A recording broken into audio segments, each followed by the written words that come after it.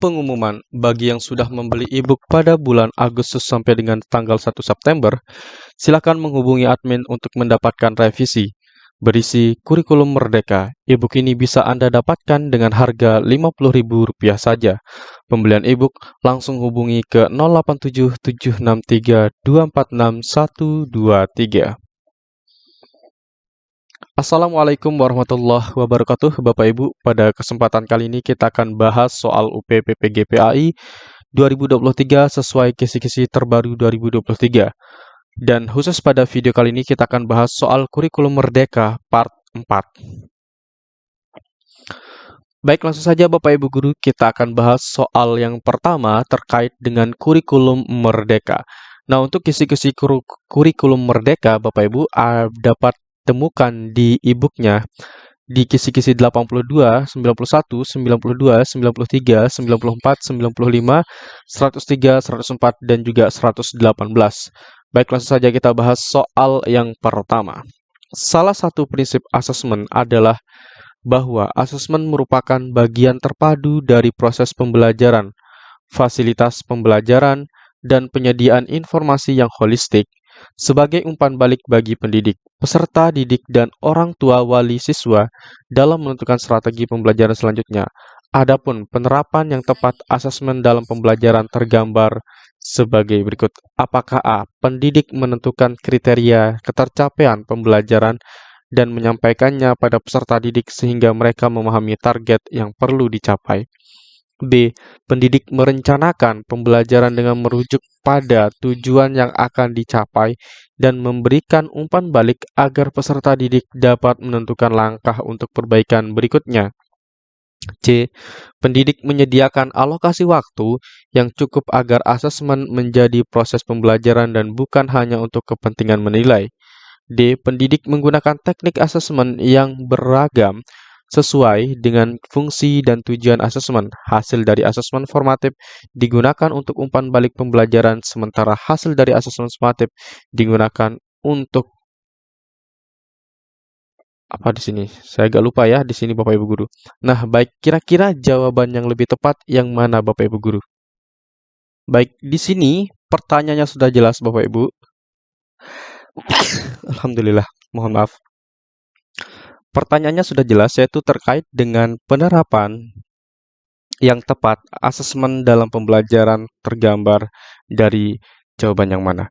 Nah, kalau kita lihat dari jawaban A, pendidik menentukan kriteria ketercapaian pembelajaran dan menyampaikannya pada peserta didik sehingga mereka memahami target yang perlu dicapai. Nah, sebaiknya sebelum kita melakukan asesmen Bapak Ibu Guru, kita akan merencanakannya terlebih dahulu.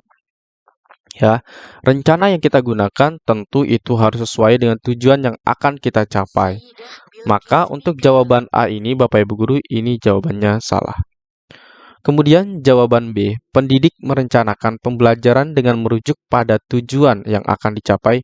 Nah, pertama yang kita lakukan adalah merencanakan pembelajaran dengan merujuk pada tujuannya dan memberikan umpan balik agar peserta didik dapat menentukan langkah untuk perbaikan berikutnya. Nah, umpan balik di sini artinya kita memberi tanggapan terhadap hasil dari pembelajaran atau asesmen yang dilakukan oleh peserta didik. Maka jawaban yang tepat di sini adalah jawaban B. Untuk jawaban C, pendidik menyediakan alokasi waktu yang cukup agar asesmen menjadi proses pembelajaran dan bukan hanya untuk kepentingan menilai. Di sini jawabannya salah Bapak Ibu Guru. Yang D juga salah. Pendidik menggunakan teknik asesmen yang beragam sesuai dengan fungsi dan tujuan asesmen. Hasil dari asesmen formatif digunakan untuk umpan balik pembelajaran. Jadi, yang lebih tepat di sini adalah jawaban B. Baik, berikutnya Bapak Ibu Guru, kita akan bahas pada kisi-kisi nomor 6 terkait dengan tujuan dari pernikahan dalam Islam menurut pandangan ulama fikih. Dari deskripsi yang diberikan, maka nanti Bapak Ibu Guru harus bisa menyimpulkan tujuan pernikahan dalam Islam berdasarkan hukum monogami dalam Islam. Baik, kita akan bahas pembahasannya dulu Bapak Ibu Guru. Azas monogami telah ditetapkan oleh Islam sejak 15 abad yang lalu sebagai salah satu asas perkawinan dalam Islam.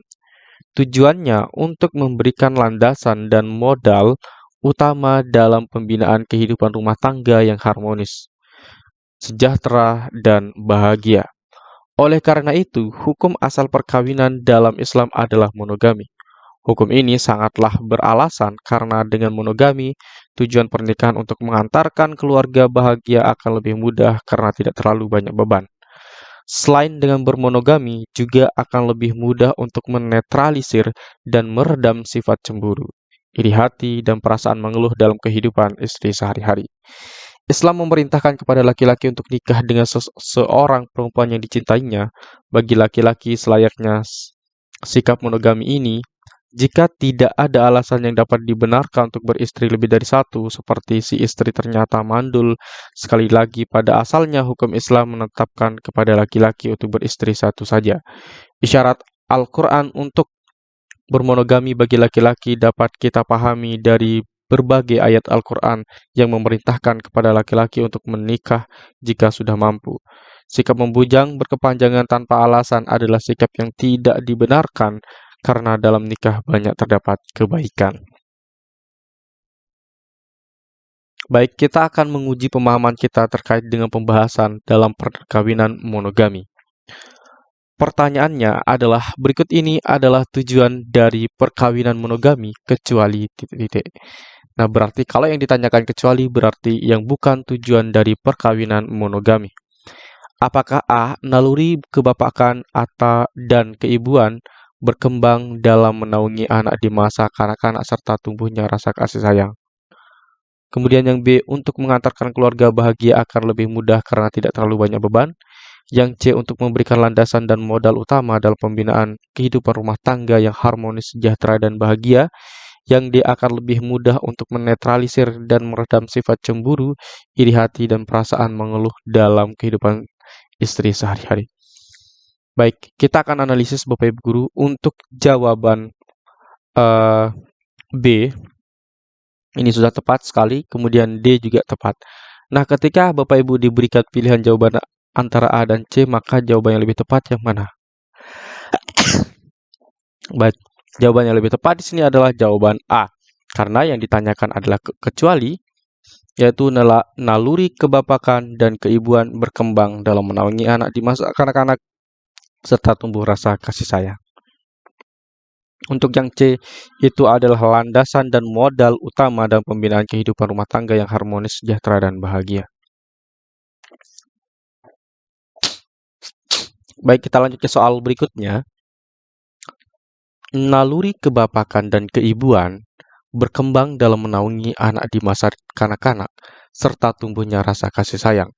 Pernyataan di atas jika dikaitkan dengan pernikahan lebih tepat diposisikan sebagai apakah tujuan, hikmah, faidah, atau fungsinya.